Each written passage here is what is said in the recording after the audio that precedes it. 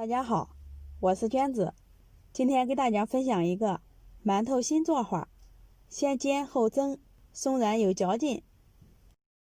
在200毫升的纯牛奶里加入5克酵母粉、20克白糖，先搅拌至酵母和白糖完全融化。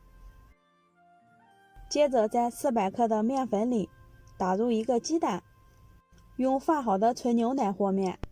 现在天冷了，可以把牛奶热一下，能提高和面的时间。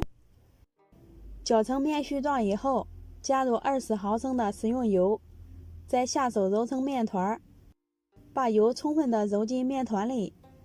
像这样光滑细腻的面团，放在温暖处，醒化至2倍大。看一下2个多小时，面团就发好了，满满的小气孔。放在面板上，充分的揉搓排气，这样也有助于2次醒花。然后搓成长条，再切成大小均匀的面剂子。拿一个面剂多揉一份，这样蒸出来的馒头吃着有嚼劲。整理成一个圆馒头的形状，盖上保鲜膜，再醒上20分钟。醒好的生胚拿在手上轻飘飘的，放进预热好的电饼铛里，开中火先煎上2分钟，底部金黄以后换个面，再接着烙上2分钟。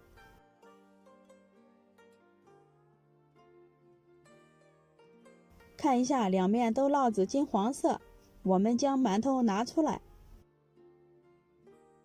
开水上锅，摆放在笼布上，盖上锅盖，用大火蒸上15分钟。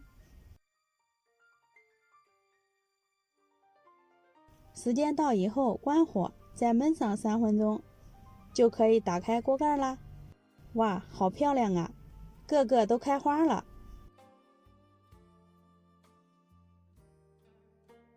用手捏一下，立马就回弹，特别暄软。这样做的馒头不仅外观好看，里面松软有嚼劲，还有淡淡的奶香味，真的很好吃哦。喜欢的朋友可以试一下，我们明天见。